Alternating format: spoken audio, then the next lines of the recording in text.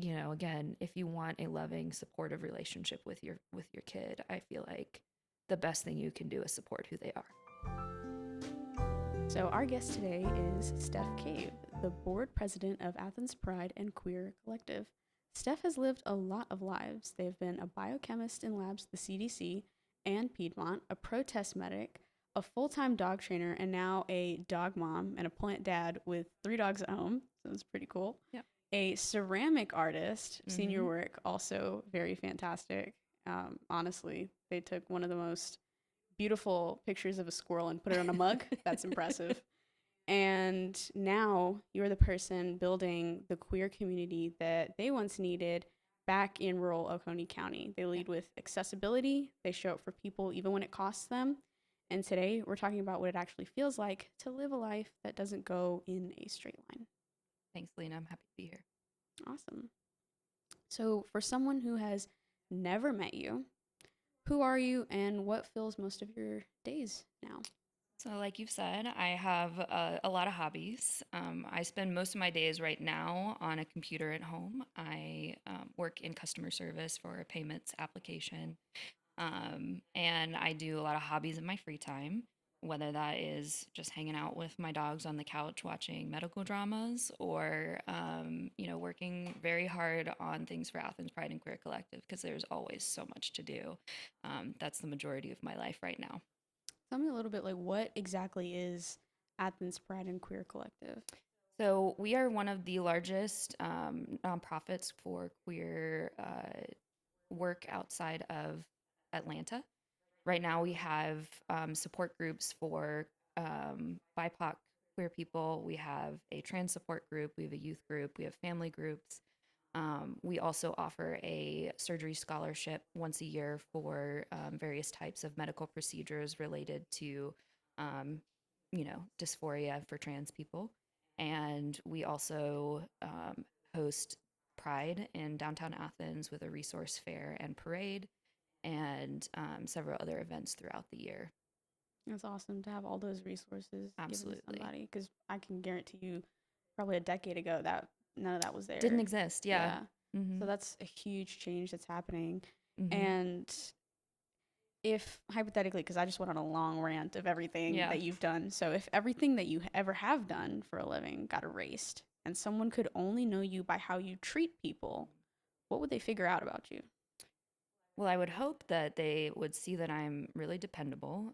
I would say that that is something that I obsess over a lot to the extent that I won't take on responsibilities until I know for sure that I can follow through with those responsibilities. Sometimes it's a problem in social situations because people want to know if I'm going to come to things, and I kind of wait until the last minute so that I know that I can follow through on my commitments. I would like to think that people also see me as kind, even if I'm not always nice. Um, I Mm. believe that kindness is something that, isn't inherently, you're not always nice to to strangers in every situation, but you still have a deep sense of humanity. And I hope that people see that even when I maybe don't say things the right way every single time. I'm not always the best speaker. I'm not always polished. And I might say things in a way that people find offense to. But I do have a lot of compassion for people in various situations. So you're saying what people need to hear as opposed to what they want to hear. Exactly. Wow. Okay. And it's very brave of you, which is a quality that you're not new to, No. honestly, based off of all the things I said. And to go a little bit back into your journey, you have a biochem degree and years Yes. in labs, Hmm. right, with the CDC, Piedmont, UGA's Tropical Disease Center. Yes. And then you have all these other occupations that come up after that. So I'm curious, what pulled you into science in the first place? In a lot of ways, I think it was my dad. My dad nearly completed a PhD in physics. Life kind of got in the way before he finished his dissertation. But my dad and I think very similarly. And when I think back to my childhood, one memory that stands out really strongly when I was 2, my sister broke a TV. And, the old TV types, they had the big circuit boards and tubes and stuff in the back. And I remember looking at the circuit boards and all the shiny components and asking my dad, like, what's all this and how does that work? And My dad's sitting there doing his absolute best to explain to a 2-year-old in terms that they would understand, what a circuit board is. My dad was always very patient with me. He knew kind of how I processed information and really fostered that curiosity. Yeah. And I think I had, just some incredible teachers throughout the years from, Miss Hardman in third grade, who was one of my science teachers, who let me bring snakes to class Oh and my. Where are you turtles getting and snakes from? toads. We grew up in the woods. Oh, okay. So they were just kind of around, and Mm. I always enjoyed observing nature and finding out what I could. And then in college, I had some incredible professors like Dr. Konzelman and Dr. Ricker. So I've just been really appreciative of the people in my life who have really invested in my education. That's awesome. Yeah, because a good teacher Can is, make or break it. yeah, 100%. Yeah. And brave is definitely an understatement for you. I can't imagine. It's like, oh, a snake. That was Yeah. cute. Let me pick Well, it up. until it got lost in school, and then Miss Hardman maybe wasn't so appreciative of Oh, it. But we God, found it eventually. It just, that was loose for a couple days. that's got to be an interesting parent teacher conference. So we're talking Yeah. about grades. We're talking about no, Yeah. your student let a snake loose in the Yes. classroom. Yeah. Mm-hmm. um, at Piedmont, you co-founded a green team to cut single-use plastics across 3 hospitals. So I based off of did. that answer, I could tell that wildlife and Yes. preservation is a key factor for you. And then you go ahead and do that, which is something that isn't even your job, No. right? And so what made you take that on even though that wasn't your responsibility? You know, I did it because I could in a Fair. lot of ways. I didn't have a lot of extracurriculars when I lived in Atlanta. It's a very hard city to be in, I think, in a lot of ways, because the traffic makes travel time so difficult to have a social life outside of work. So I didn't have a lot going on outside of work, so I kind of gave myself an extra job inside work. It came about because the Piedmont would do these kind of chat with your C-suite representatives, where you could go to coffee and talk to the CEO or COO. And I got a little cozy with the COO about recycling. It was kind of like, hey, why don't we have recycling in break rooms? Because it seems like such an easy thing to do. Mm-hmm. And, he was like, I could sit here and answer all these questions, but at the end of the day, it's because no one has done it. And so he put me in contact with the head of the cafeteria, who he knew was kind of interested in it. And together we formed a team. And apparently it had kind of happened organically at Athens at the same time. Oh, nice. And so I just kind of connected the three places, because corporate also had some people who were interested. So I just kind of served as point of contact between the three groups, and we ended up pushing more sustainability programs. Like there was a medical reprocessing thing where things Mm. like EKG leads Yeah. and really low risk infection, like low infection risk Mm-hmm. items, typically would have been just thrown away Yeah. after a single use, like an EKG lead. And those are really precious metals that we could easily throw through an autoclave and reuse. But because no one was doing it, this one company had a program for it. We really pushed that program. So I wrote intranet articles, served as kind of secretary, point of contact between the three committees. Ended up trying to push for as well in the lab a pipette tip reuse process as well, because there's a company out there that has really great molecular results on some reprocessed pipette tips as well. But that's kind of how that came about.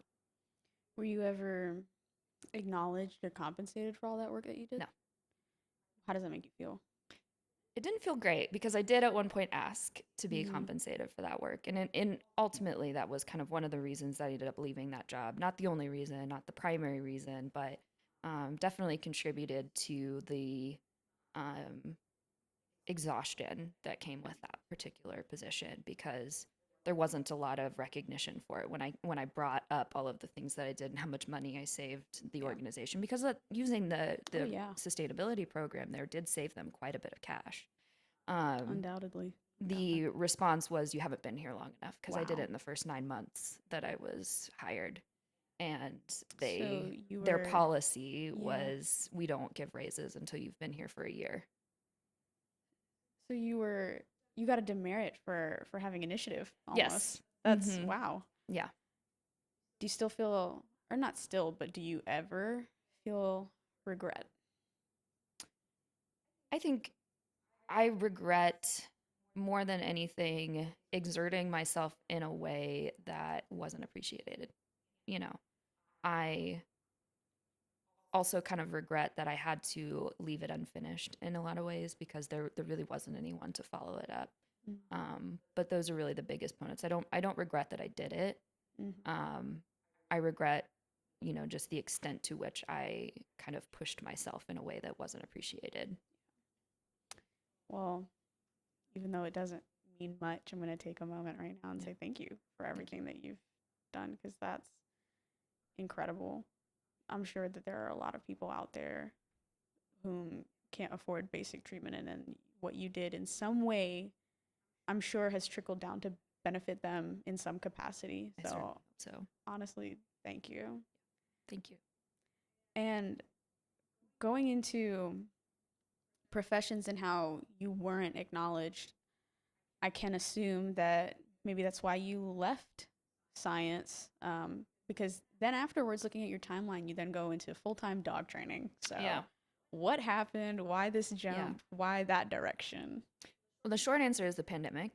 Oh, wow. Okay. That was when I left I had no idea that was. science. Wow. Okay. Yeah, because 2020, the lab that I was working in at the time was organ transplant. I was doing Mm, histocompatibility, which is essentially donor and recipient compatibility. You incubate donor cells with recipient serum to see if the serum has antibodies that are going to reject donor tissue, mhm, and we would do testing on patients who were waiting for organs, and then we would do when they came up for an organ was available, then we would look through donor data and do wet cross matches, which is incubating those tissue types together so that you could see kind of what's going to happen when we mhm, put this organ in a real person.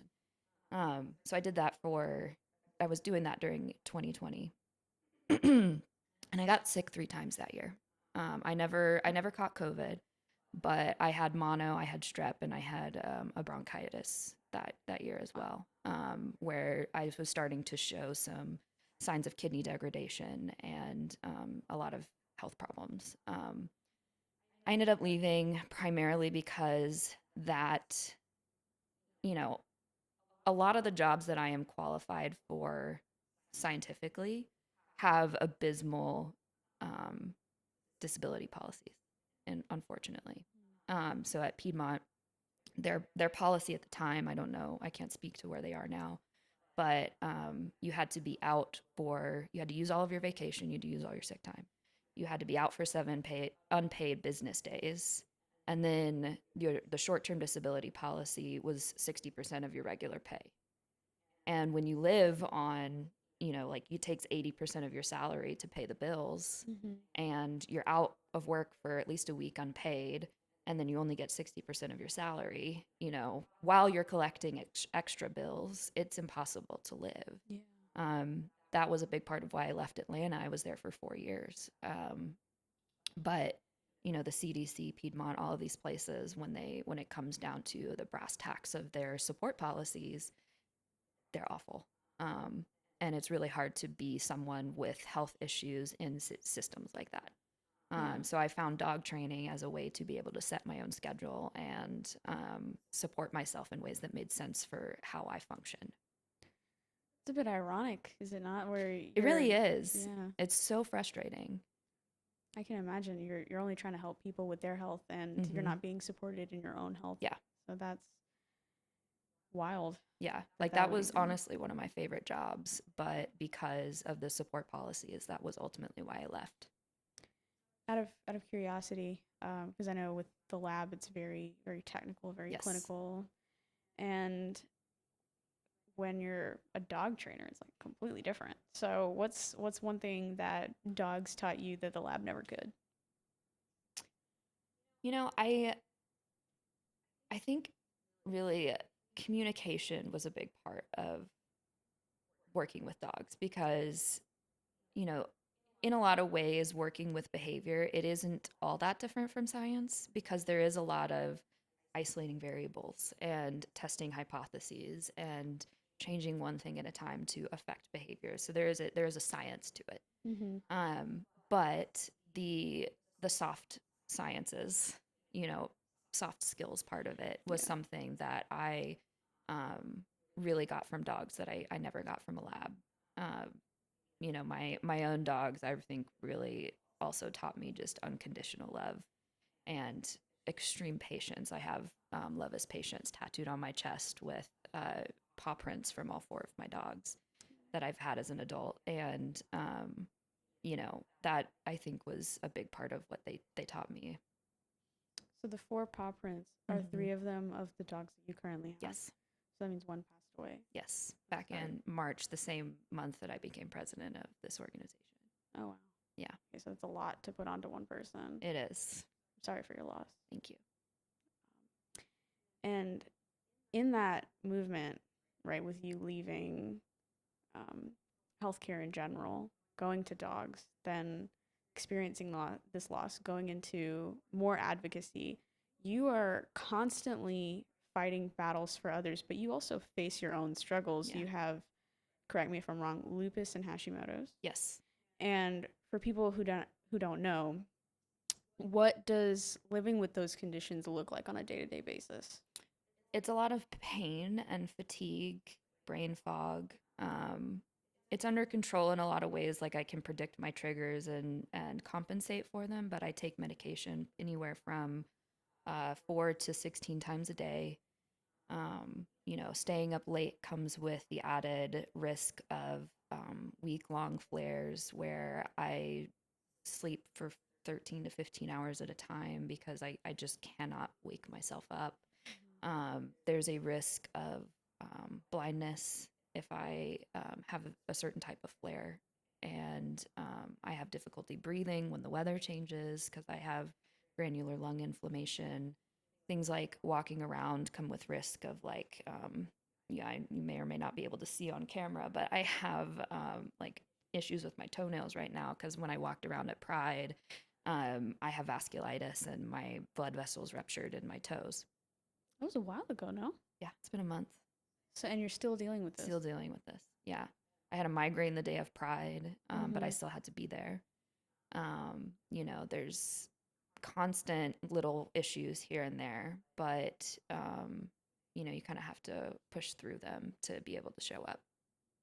It's very admirable of you. And I see a lot in the work that you do, especially with Athens Pride, how you're trying to promote inclusivity beyond identity, but also that physical aspect, especially with Yes. people with disabilities. And I do want to ask about that. But first, I'm curious what or when did your body first make you slow down and pay attention? Because Yeah. if this is a lifelong thing, Mm-hmm. and you're dealing with this in your younger years and you don't exactly have a stable support system yet, that must have been extremely difficult. Absolutely. It started around the time that I came out of the closet when I was in college. I I think the first things that I noticed were that I was like falling asleep on a dime, like in the middle of conversations or during lab incubations that normally were not an issue. It was like 30 seconds and I'm out. And I also started having hives here and there. Trouble sleeping at night when I was supposed to be sleeping, but falling asleep at inappropriate times. So that was really when things started to fall apart. Yeah. So how did that change your dynamic with the people around you? Were they immediately supportive and understanding, or were they extremely confused in why this was happening? And upon that support system, was it easy or hard to find help for this or these conditions? There's a little bit of both. I think the people who I was closest to were very supportive. I had my own kind of chosen family of queer people in Lambda Alliance at UGA that were very supportive and helpful during that process. but people who had known me for forever and knew what kind of person I was and how high functioning I was at the time, Mm-hmm. I think were a little bit confused. And growing up in kind of a high control religion as well, I know my own family kind of like brought up the fact that they think it's because I'm gay that I have these health problems. Mm. That it's like the devil trying to bring me back to Christianity on some level, like, or I'm at war with my body. It's like a spiritual manifestation of the spiritual warfare going on inside, that kind of thing, um, which is really hard Yeah. to combat Right. because um, there's not a lot of logic to that, Right. you know? Because it's you can have a conversation with a logical person where there's reasoning, there's cause and effect, but when you're talking about people's beliefs, simply there's no amount of logic that you can put Right. at it. You're not going Yeah, to change that person's thought process. exactly. So that must have been extremely frustrating. Absolutely. And those were people that you've known your whole life. Yeah. So I can't imagine how much more heartbreaking that could have been. Yeah. Because all you're trying to do in your journey of advocating for others is simply advocate for yourself. Yes. And even that you couldn't do. Yeah. I'm curious, how did your health end up shaping the choices that you made about your own life, like your work, per se? So, I mean, it's kind of been a driving force in a lot of the decisions that I've made because, I have had to slow down in a lot of ways. As high functioning as I am now, it is a lot slower than I used to be. I take a lot more breaks. I'm a lot more conscientious about how much I take on, and when I take it on. And I've come to understand over the last decade that I have complex post traumatic stress disorder from more than one experience. And, living with that is constant maintenance. So you kind of have to stay in therapy. You have to constantly work around, work through processing triggers, work through expanding your capacity for discomfort. Um, I think it's one of the reasons that I do so well in a crisis for sure because my capacity for discomfort is so extensive. But at the same time, it has definitely shaped the decisions that I've made for myself. Is there a moment where you had to grieve the version of your life that you thought you were going to have? Because, as you mentioned, oh, I'm a very high functioning person, right? So if you are younger and you're imagining your future where you're continuing to be a high functioning person, but now you're hit with this, how exactly did that affect you? Living with a disability, I would say, is living in a constant state of grief. It's not just one moment because you are grieving the things you had that you lost. You're also grieving the things that you may never get to experience. I was talking to a board member yesterday, and one of the things that came up in conversation, like there's a version of me that would love to have kids, but then I look at how much energy it takes to interact with kids. I used to be a swim coach. That was another, life. But, I love kids ages 4 to 8. It's one of my favorite stages because they're so curious and energetic and not yet quite jaded by the world that they live in. They still see the positive aspects. And they're so literal in ways that are just hilarious. Mm-hmm. And I'd love to have a kid of my own, but then I look at, what sleep deprivation does to my body Mm-hmm. and missing doses of medication, which can happen when you're in a crisis taking care of somebody else. And, those things, I can't ethically put myself in a position where I'm a primary caretaker, knowing what I know about my health situation. And, there's a grief to that. There's a grief to, I wanted to do an MD PhD program straight out of college, Wow. but It's ambitious, yeah, well, which is not odd for you. So, right, yeah.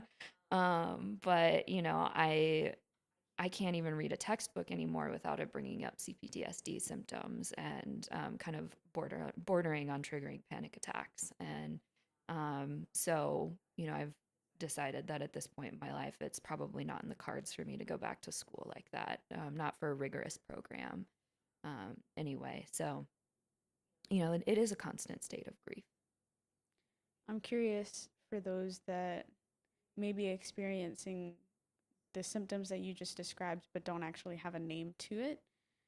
What is um, complex post traumatic stress disorder, Yeah. CPTSD? So, complex post traumatic stress disorder is similar to PTSD, except Mm-hmm. that rather than one singular event experience, it is so many individual experiences that it kind of runs together. Mm, So, like the process of coming out, it's not just one conversation, it right. is, how you feel over a certain period of time and the trauma that that creates.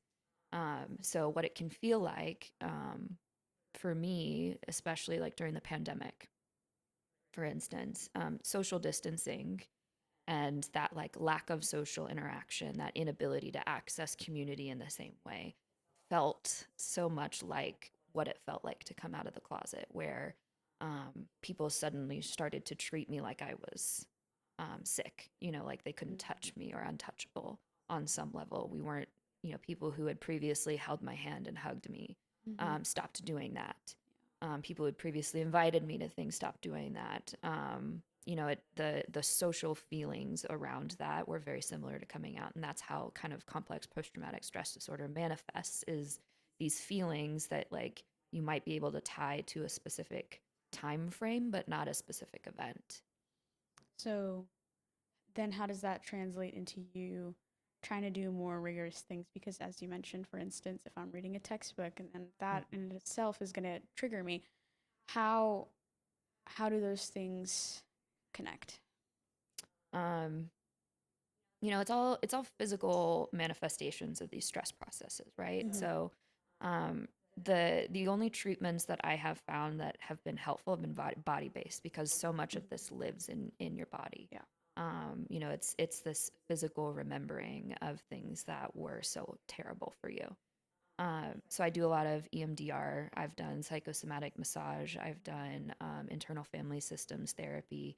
The body-based ones that force you to feel the things and Mm-hmm. process those emotions are the ones that have been really the most helpful in navigating um, those feelings. As opposed to like CBT, cognitive based therapy, Yes. where you're essentially learning to be aware to the point where you're intellectualizing your feelings. Yes. So I guess one form is better for you, and that's been Yeah. helpful. Absolutely. So how, if you were hypothetically to be doing something rigorous and then you were to Mm-hmm. be triggered using the methods that you've learned, how would it help calm you from that increase in cortisol and stress?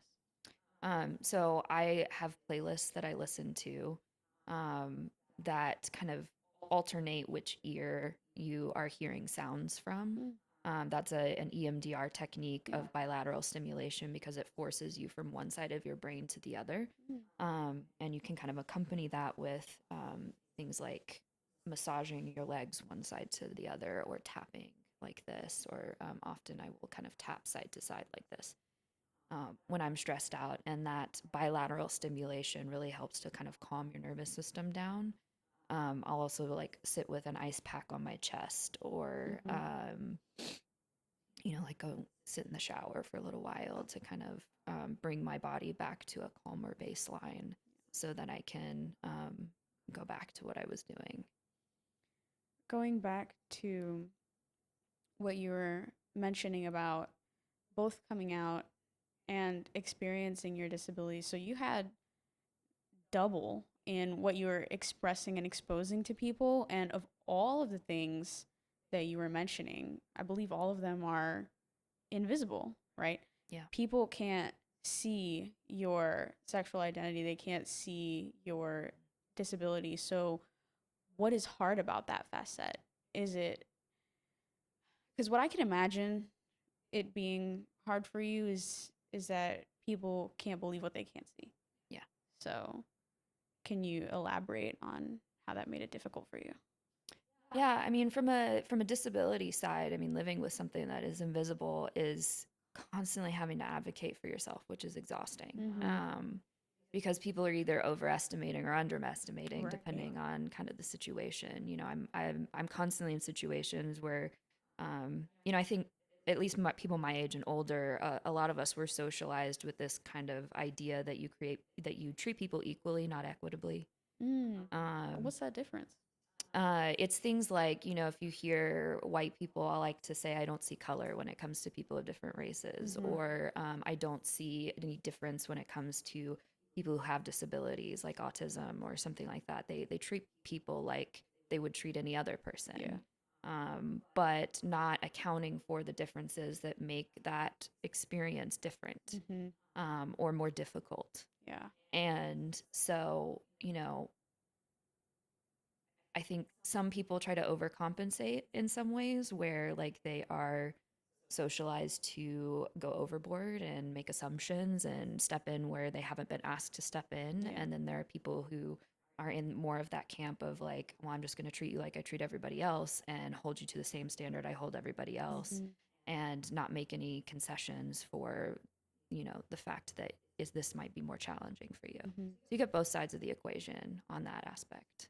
Um, and then as far as sexuality goes, I think not having people acknowledge it as a difference sometimes can be really challenging, especially when it's people you have heard say things that are homophobic, or that they hold beliefs that would otherwise, um, that are somewhere in that homophobic range, or likely to be in that homophobic range if they haven't voiced anything different. There is kind of an assumption on my part that you agree with that. Yeah. um, I have a couple friends who were extremely supportive, even though they do identify on some level with Christianity, and those are some people who I still consider some of my closest friends. Um, but the people who chose silence, it's hard to Mm. assume any different. Yeah. That's fair. So by you not taking a position, you are taking a Yeah, position. That's interesting. So by people that are simply just trying to stay out of conflict, they're still inadvertently going to be in it. absolutely.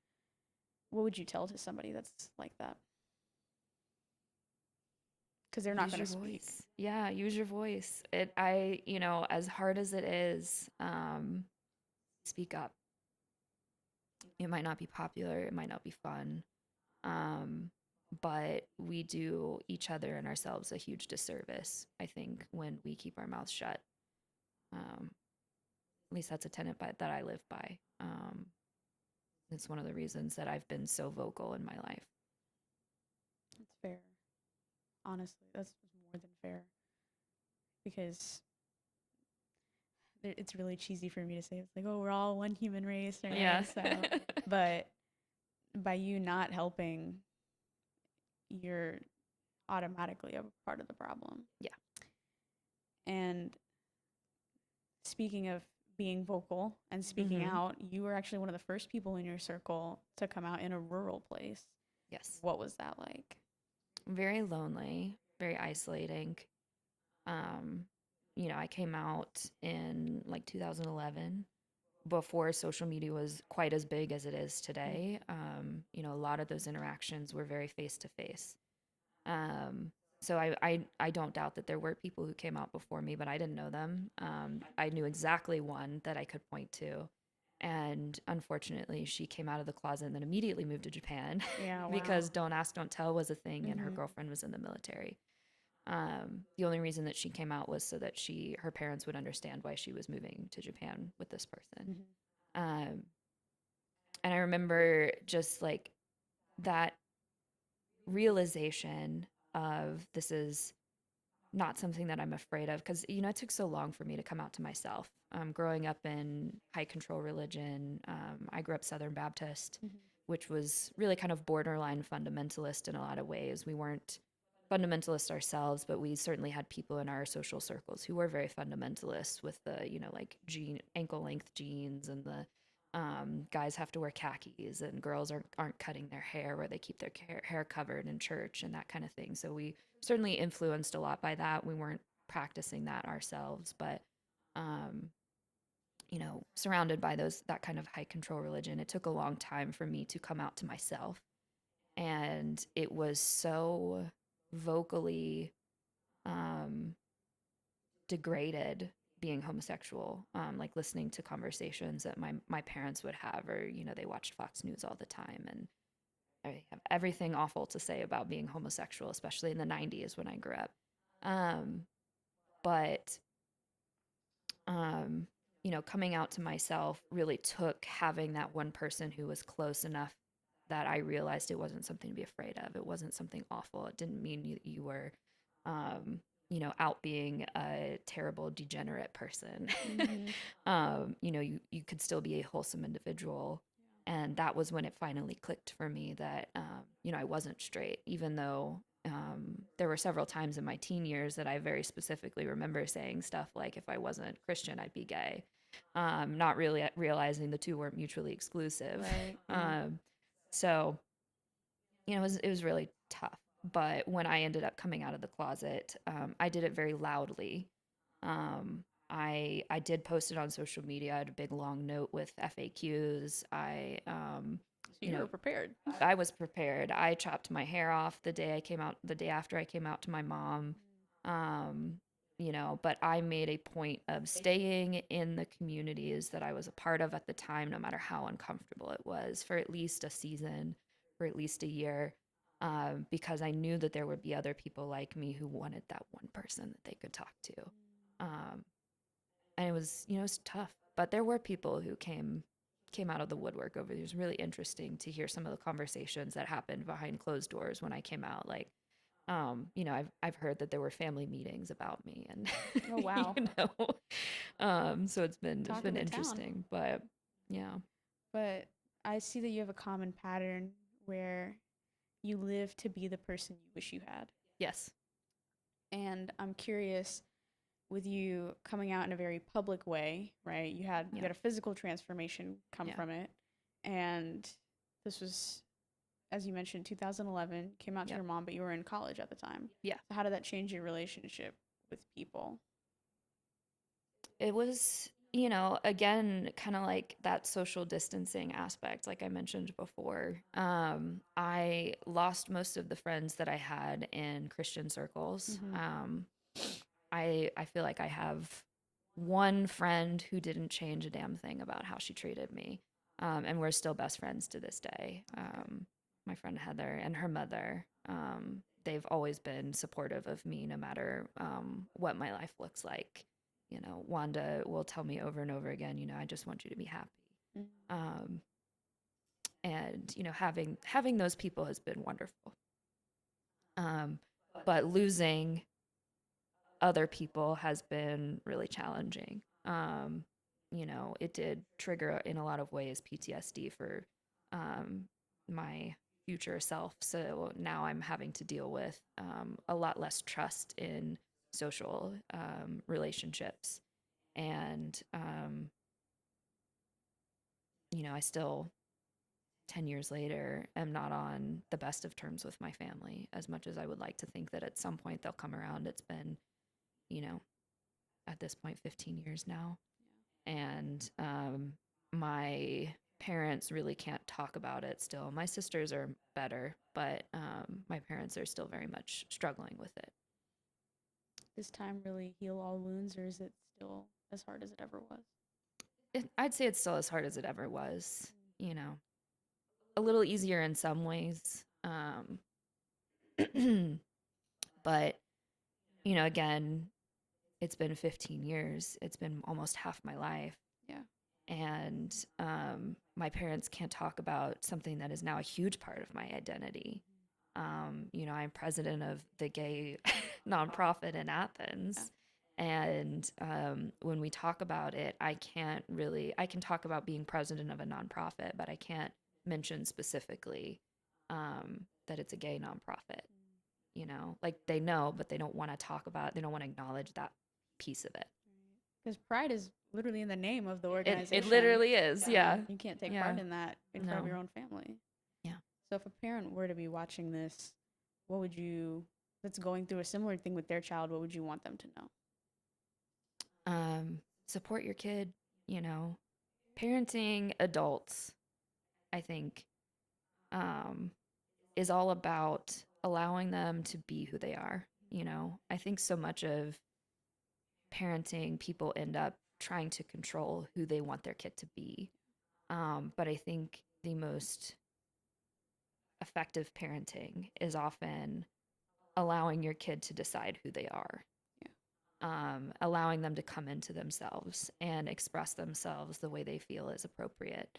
And, you can voice your concerns, but at the end of the day, it's your kid's decision, it's your kid's life, it's your kid's personality. And if you sit there and you nitpick and you try to control who they are, you're just going to push them away. And I'm going to play devil's advocate for a second. If a Yeah. parent's like, well, I just want to see them grow and be a better person, all I'm saying is for their own betterment. So why can't they just accept that?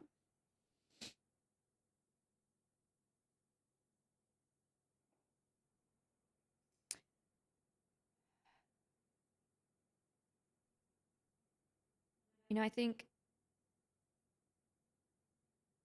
I tried that in a lot of ways. When I first came out, the first thing that I wanted was actually conversion therapy. Oh, wow. Okay. hmm You just I really wanted that love and acceptance. Yes, I one of the first people that I came out to was the pastor at my church, the Mm-hmm. college pastor at my church, looking specifically for counseling from somebody who could fix me. Um, and it took realizing that I wasn't broken to stop treating my identity like a separate side. It's just an integral component of who I am, woven through the fabric of who I am. It's not a separate being, a separate entity, something that I need to cut out. Yeah. And the more you nitpick and pull at those things, the more it starts to feel like a separate thing that you can slice out and carve through. And that is such a dangerous position to put your kid through. And, um, again, if you want a loving, supportive relationship with your kid, I feel like the best thing you can do is support who they are. If you need a minute, we can. Okay. Okay. Um, you ended up losing a lot of support, right, as you Yeah. mentioned, but then you also gained some along the way. You had that best friend and her mom. Is there any other forms of support that you think you appreciated? Because you also mentioned how you take in different forms of therapy, right? Yeah. And has that been helpful to you? How did that journey look like, especially with all the things that you've gone through? Yeah. It's been incredibly helpful to have mentor like adults in my life who have been really supportive. People like Wanda, even former professors. I've had quite a few professors over the years who have been some of the most supportive and influential people in my life, who to this day still treat me like family. Like I had surgery last year and spoken to one of my professors since I graduated college, really. And she drove me to some of my PT appointments. It's one of the reasons that it's so hard to leave this town is that I have such a network of people here who have been incredibly supportive and influential in my life. But I forgot the first part of the question. Yeah. You had many different forms of therapy that you mentioned, Yep. whereas when you look at a community, that's more of an interwoven, interconnected form of support, whereas therapy is just a more straightforward clinical one. hmm So how did I've heard a little bit more about your interwoven one. What's the clinical side look like? Yeah. So the clinical aspect of really sitting with a lot of these feelings, it took me probably 10, 13 years to find the right therapist, because so much of therapy is CBT, cognitive behavioral Yeah. therapy, that Mm-hmm. intellectualizing, and I am the chief of intellectualizing. Like, Mm-hmm. No, you don't need more of that. exactly. Yeah. Don't, I can point to exactly why I feel the way I feel and where it started and how it's connected to this. And, but I'm not actually feeling my feelings in the process. I'm not processing the emotions. I'm not sitting with it. And so a lot of the therapy side of it has the most successful side of it has been body based somatic techniques. So the most successful one that I found was psychosomatic massage, which if you've never experienced is incredible. The practitioner that I found is in Atlanta, and the first session was 6 hours, Wow. 2 hours of talking and 4 hours on the table. It ended up this person is very careful not to interrupt sessions, so they actually schedule longer just in case. I ended up on the table for 6 hours my first session, so I was there for almost 8 hours. But it's 2 hours of like writing down absolutely every traumatic thing that has happened to you that you can remember, writing down some of like the history of your family and like what medications you're taking and all this kind of stuff. And it's sitting down and just acknowledging your story. And from that experience, it really gave me more of an internal family systems perspective of therapy. And if you're not familiar, internal family systems is essentially looking at trauma through the lens of your younger selves. Your younger self experienced something that they didn't have the skills to cope with at the time. So, what did they need in that moment that they didn't get from the adults in their life? And it's kind of creating this parental version. In some cases, the parent is your therapist, but in my version, I'm creating an adult version of me who can look back at the younger versions of myself and go, I see what you're experiencing. I can acknowledge and validate what you're experiencing. I can give you what you didn't have at that time. Um, and it's been one of the most helpful combined with EMDR just kind of helping regulate myself through the process of being able to give my younger selves what they needed. That has been the most effective form of therapy that I've received so far. So in a way, healing your inner child. Yeah. But that I can't imagine how difficult that must have been. Where with typical CBT, cognitive based therapy, you are building trust with your therapist Yeah. over time to maybe mention once um, what you've been dealing with for your entire life after talking to this person for 6 months. Yeah. Whereas, so that it's that trust that's being built to take a normal space and turn it into a safe one. Yeah. But you just straight up went into it like I you met did. this person for the first time in Yeah. just 6 hours. That Yeah. that had to have been difficult. Yeah. Did you ever feel guilty? Not really. I don't Okay, think that's just good. because it took Yeah. so long to get to that point. Yeah. It was really out of desperation. I feel Mm. like that it was like, all right, we're just going to put it all out there and see what happens Yeah. because this is not working where it's fitting here. Mhm. So, I hope you can deal with it. And it turned out really really well. So, So that whole journey where you're yeah. trying to find this right therapist and you eventually did, Yeah. do you think it was needed or do you think your whole journey would have been a lot smoother and better if you found that correct person a lot sooner? Oh, it would have been so much easier if I'd found that sooner. Just for the regulation techniques. Because I'll be the first to acknowledge I've hurt a lot of people on my journey. It living with complex post traumatic stress disorder creates a reactivity, and a stress scenario where you're constantly in this state of urgency.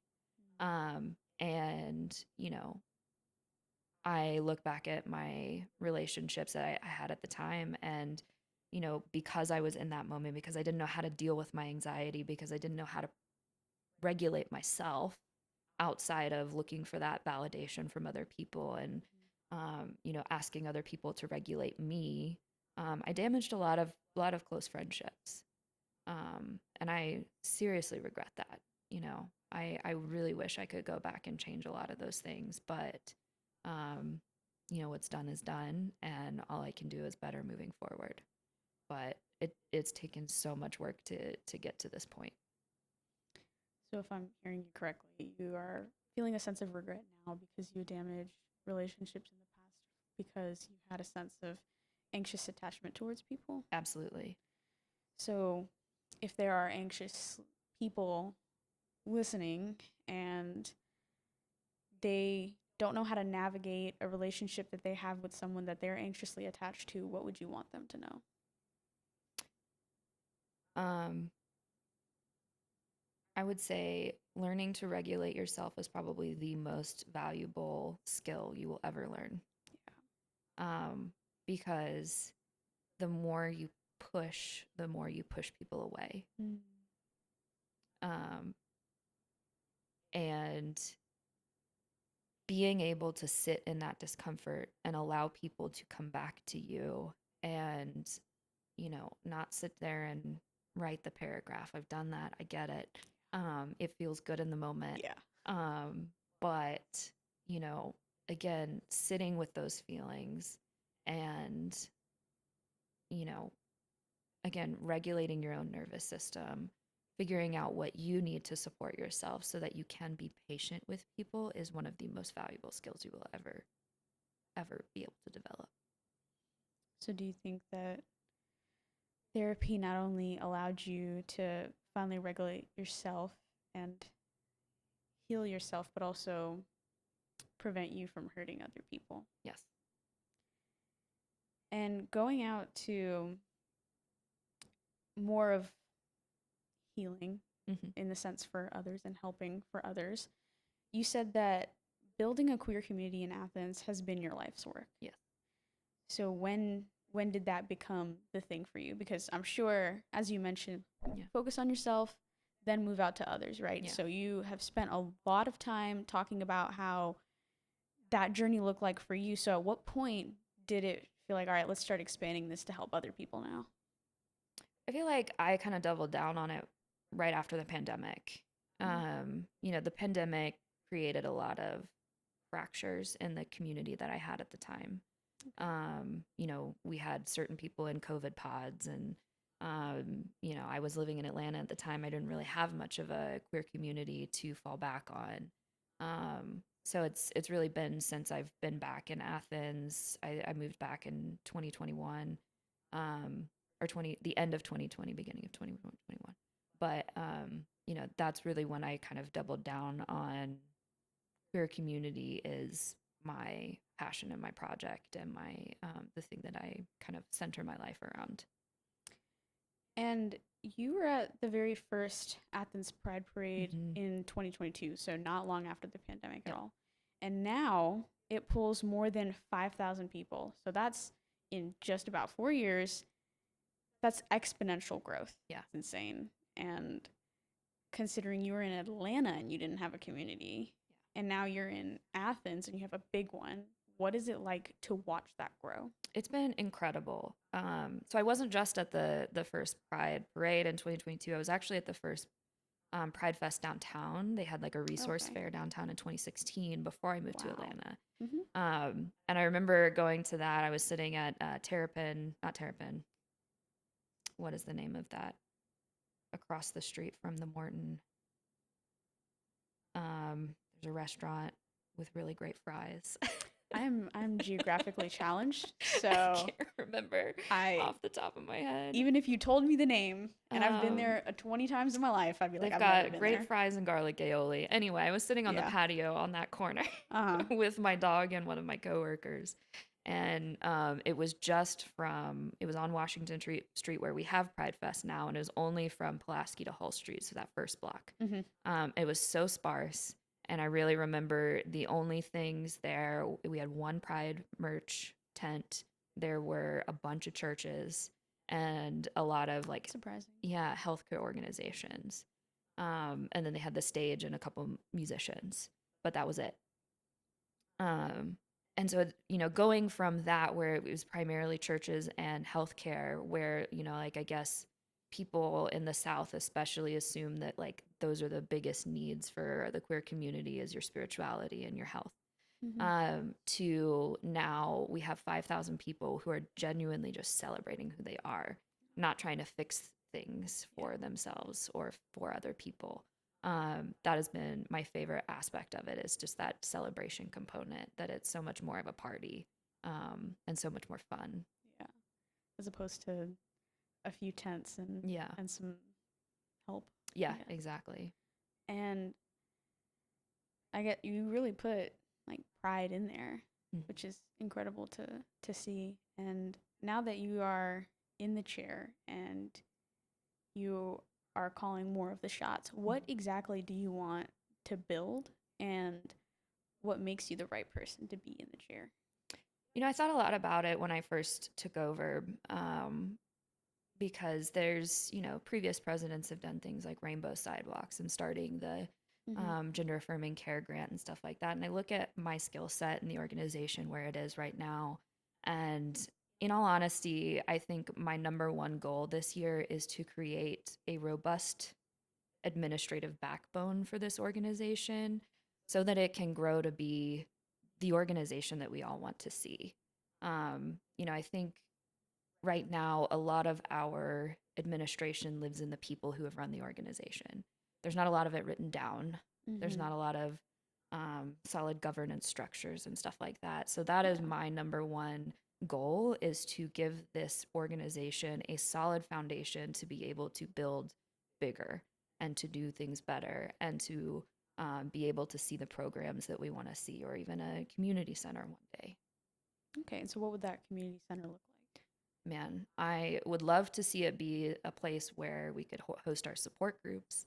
I'd love to see it be a place where we could have potlucks or drag shows, or, even where we might have like a thrift store, kind of like Lost and Found in Atlanta, or a clothes closet at least where we could help people out, like? Mm-hmm. maybe a food pantry, or, like a showering facility for people who like I know a lot of trans people who are on the streets can't go to Salvation Army or don't feel safe at Salvation Army because they have this very strict gender divide when it comes to things like bathroom facilities. Mm-hmm. So those are, things that I would love to see. Mutual aid, that's another thing that I would love to see, especially right now. I can't tell you how many requests I get from people to donate to some form of mutual aid, whether it's rental assistance or car repairs or something like that.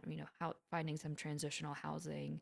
Um, I would love to see more of us meeting people in their basic needs without judging the identity that they hold. That's awesome.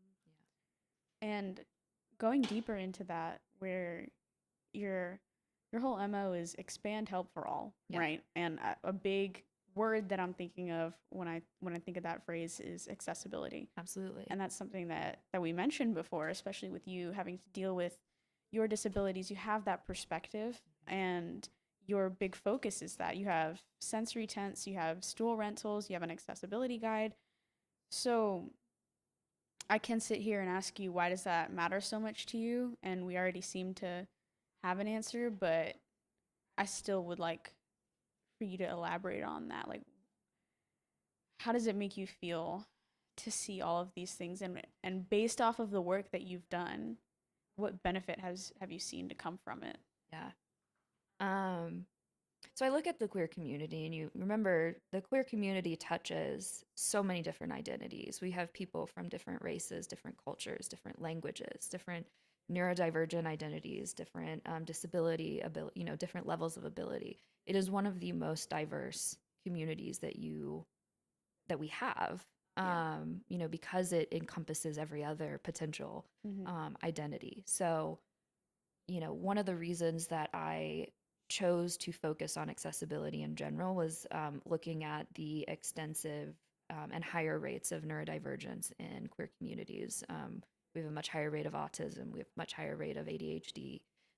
Those things kind of just go hand in hand with different sexualities. And, the sensory components of being in crowds can be really overwhelming. Mm-hmm. And, living with a disability myself, um, I think about the things that I would like to see, or that I bring as a way to accommodate myself to places like Pride, and what's annoying if I forget to bring it with me. Mm-hmm. And those are the things that I have made sure that we provide at a Pride setting, so that you have places to go where you can kind of be somewhere that's quiet. We've got earplugs available, so you don't have to have your ears bleeding if you're right next to the stage. Mm-hmm. We have the accessibility guide so that you can look at what's there ahead of time, and kind of map out your trip and know if you can eat things out of the food truck, or if you need to bring your own snacks. if there's water for you to stay hydrated because you've got pots or things like that. So that's really where that came from, is just noticing how diverse and beautiful this community is, and listening to what people want when they go to events like that. That's amazing because I can't imagine how many times there have been people struggling and their voices were never heard or Yeah. their struggles were never acknowledged, and they end up leaving the situation, the event, the circumstance feeling worse when all they were trying to do was celebrate. Yeah. And you actually addressing that head on Yeah. is very rare, because oftentimes people don't do that because they don't have the time, the facilities, the money, Yeah. and you said that doesn't matter to me. Exactly. And unfortunately, not everyone shares the same mentality as you. Running a queer organization right now is obviously not safe or easy. And recently, a group showed up at Pride Fest this month with hate on display. How did you handle that, and how are you holding up after, now that it's Yeah. done? So I personally was not involved in that. I was flat on the floor inside, I'll be honest, just because I had a migraine during most of Pride, but it did affect some of our board members and was a little bit scary, to have someone out there who, was essentially threatening violence. They weren't actively doing anything, they weren't brandishing weapons or anything to that effect, but, sitting there and saying, Heil Hitler, Mm-hmm. while being surrounded by people who recognize where that comes from and know the history. Um, it's that in and of itself is very threatening. So the way that we handled it as an organization, we were prepared for something similar to happen. Um, we have what we call hater blockers. So it's Okay. like sheets between two large poles so that we could stand in front of Mm-hmm. um, and kind of block off anybody who were to protest or do things like that. And one of our hater blockers said, "Joy is louder than hate." Mm, Um, yeah. yeah, so we had that in front of these people so that it wasn't interrupting the performance. And I've also really been proud of our community and how our community handled that situation, because essentially what most of the people in the crowd did at that point was just get louder. Oh, nice. Yeah, Yeah, they didn't resort back to violence. correct. Great. Even though the people, in their masks and everything kind of elbowed people through the crowd, nobody retaliated. It didn't escalate any further than that. They made their lap and moved on, because at the end of the day, it wasn't producing what they were hoping to get at. It wasn't agitating anybody. It just made us get louder and kind of brought people around to kind of blur it out. So you can almost couldn't even see it. If you didn't know that you were looking for it, you barely noticed it was there. Wow. That's a testament to how strong the community Yeah. is, honestly. And what do you think people get wrong about what this work actually costs for the people that are doing it? Because what you made it sound so seamless, right? So Yeah. easy. And I'm sure in the moment, for people watching it, it did feel that way, but for you to get to that point, it couldn't have been. It requires a lot of forethought, Okay. and understanding human behavior. Putting plans in place ahead of time so that you're prepared when those things come up, so that you are proactive rather than reactive. Mm. Again, understanding that um, things escalate when you retaliate, um, and understanding that that's what they're looking for. They want people to fight. They want someone to deck them. They want someone to turn it into a bigger thing than it is, and that's their whole goal, is to kind of start stuff. Mm. Um, so by understanding that piece and choosing not to retaliate, to kind of remain neutral, that's really just so important in those situations, and plan ahead so that you're, like we had conversations with police about making sure that we had physical vehicles protecting the crowd in certain spots, so that to protect against like vehicular incursion. A lot of that, from my perspective, comes from working in protest medic worlds where, you kind of have to be prepared for anything. So that's interesting that you mentioned that you're a protest medic. Um, Also, I will ask more about that Hmm. because that couldn't have been easy.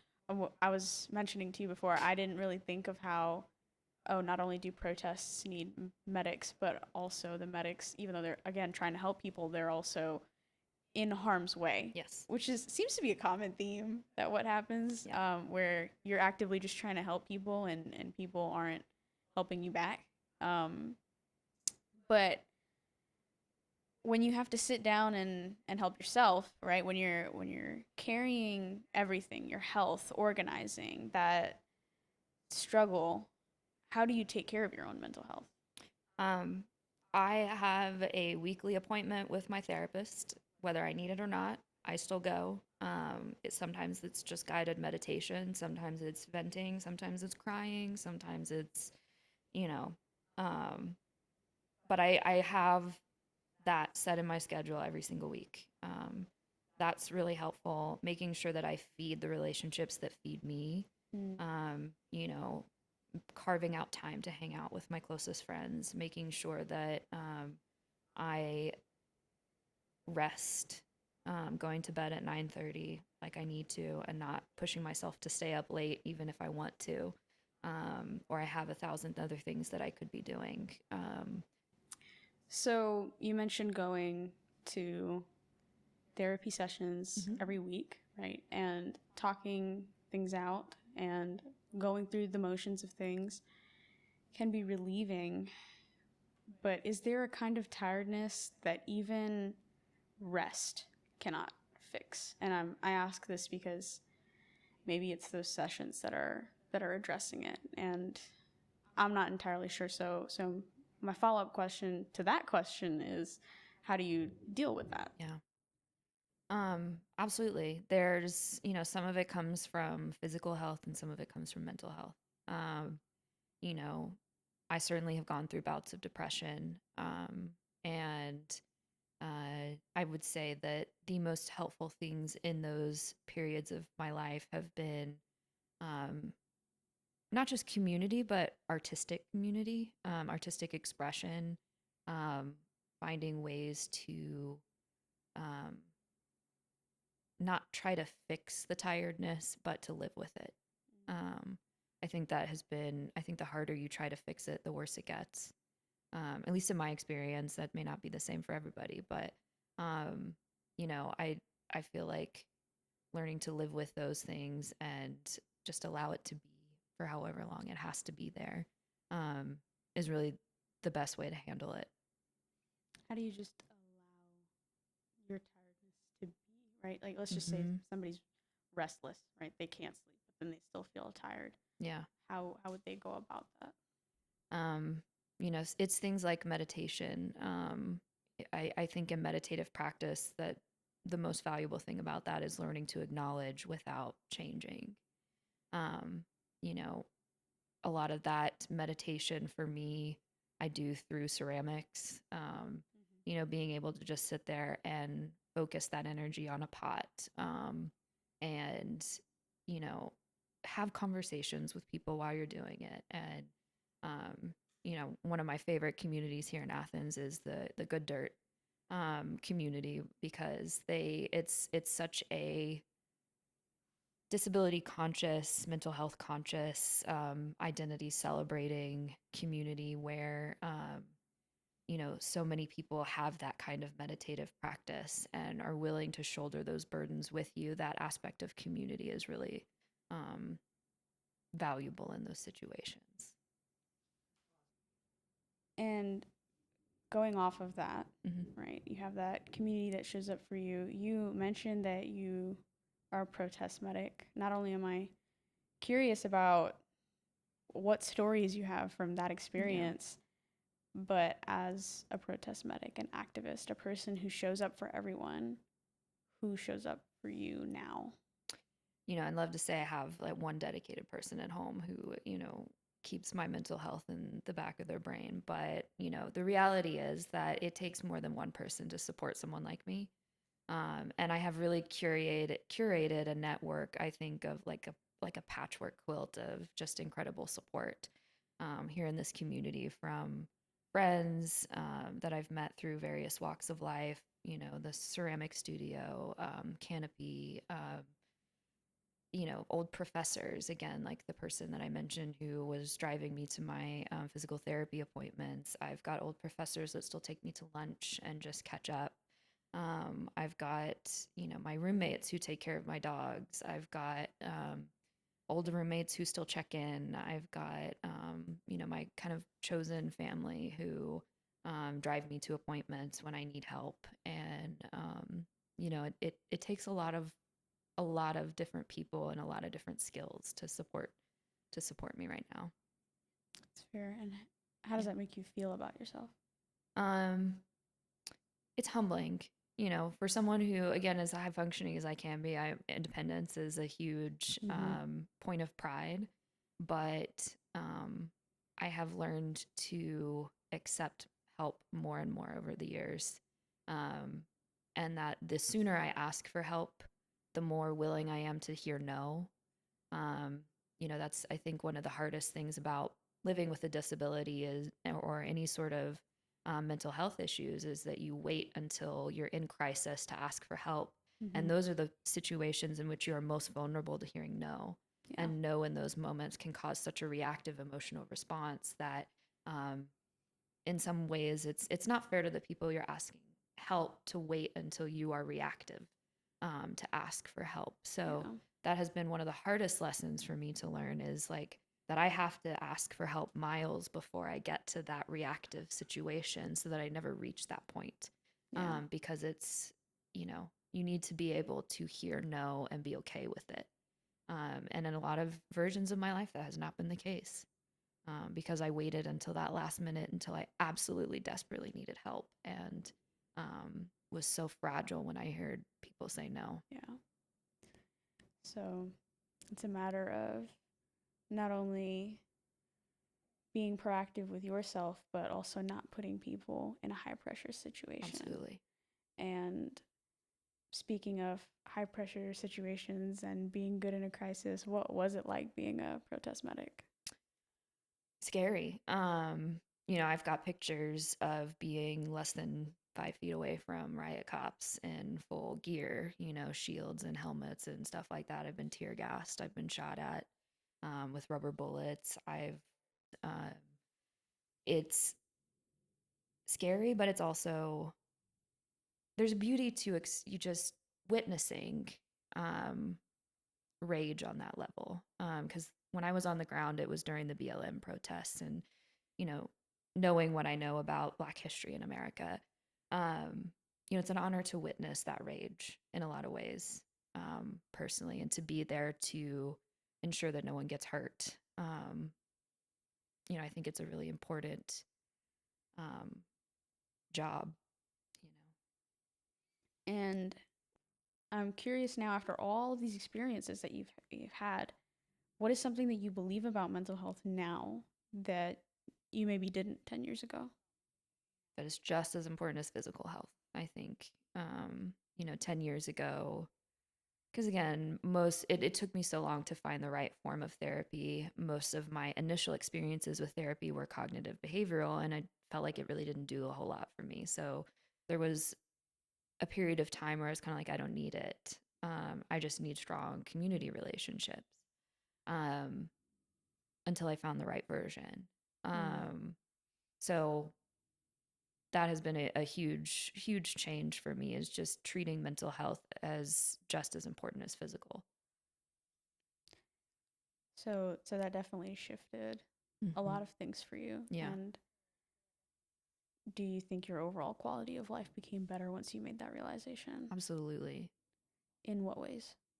Um, I think it's much easier to handle distress than it has been. I mean, even in the last 2 years, um, relational distress specifically, can be incredibly dysregulating. Um, so being able to kind of talk myself off the edge, it has been a massive, massive change. Being able to sit with discomfort, have my capacity for discomfort increased in such a way that, I can sit through repair. I can have uncomfortable conversations in a way that really triggered fight or flight before, where, I became nonverbal. I couldn't have those conversations because I was so stressed out. But now I have the tools to help kind of calm my body down and the capacity to sit there and work through the things that are important to work through. That's awesome Hmm. that you now have, as you mentioned, that capacity, Yeah. because without it, you're stuck. Yeah. And if you're stuck for so long, that's when you slowly start to disappear until you're gone. And that can be both physically and mentally. Yeah. Going on to this whole show, like this whole Hmm. show is built on this idea that clarity does not always come gently, which is something that you were just touching on, and how realizing that it's both mental and physical. Sometimes the glass has to break, right? And so has there been a moment like that for you where something had to shatter before you can finally see clearly? Absolutely. And, again, I wish I could say it was just once. Mm-hmm. But unfortunately, it does, or has taken a lot of those moments. I'm a very stubborn person and I have to learn things the hard way. I have to try it before I will necessarily believe that someone's warning in a lot of cases. Um, but yeah, I've gone through friendship breakups that really made me take a step back and look at how I treat the people around me. I had a friend pass away while we were in the middle of a fight that really changed my perspective of how I leave conflict.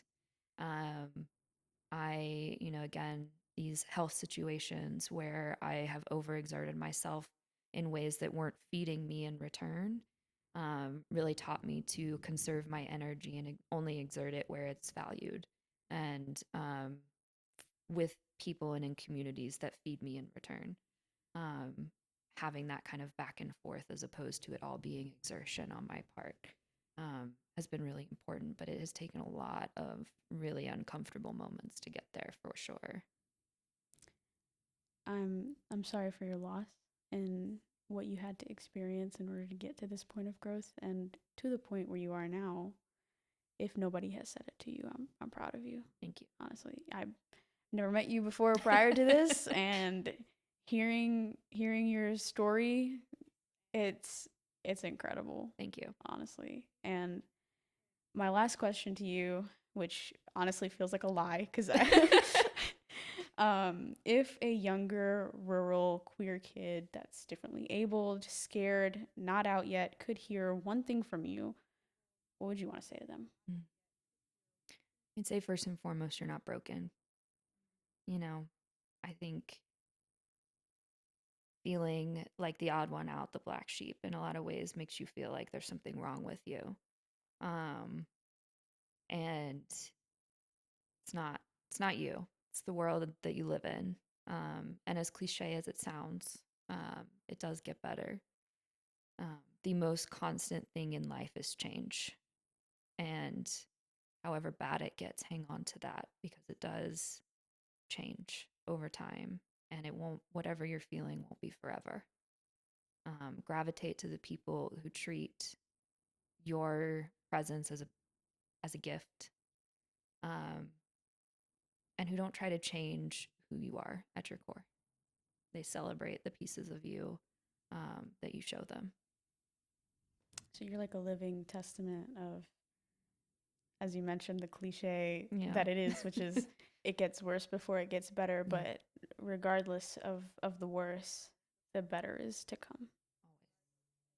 Well, thank you so much for joining us today on Chasing Glass. This has been Steph Cave, and honestly, you did an incredible job. Thank you. So It was wonderful to be thank you for being here throughout the ups, the downs, the power outages, and here. and everything in between. Of So course, it's a pleasure. yeah, Thank you. of course. And that's a wrap. Yeah. Awesome. Honestly, though, now that the camera is like over, I do want to give you a hug. Like that was insane. Wow. Hello, everybody. As we've discovered from this episode, finding a therapist can be hard. If you want to make your life easier in regards to finding that right person, feel free to comment, DM, email, in whatever way makes your life easier so we can help you find the right person for you. Feel free to like, share, subscribe, and follow for more. See y'all next time.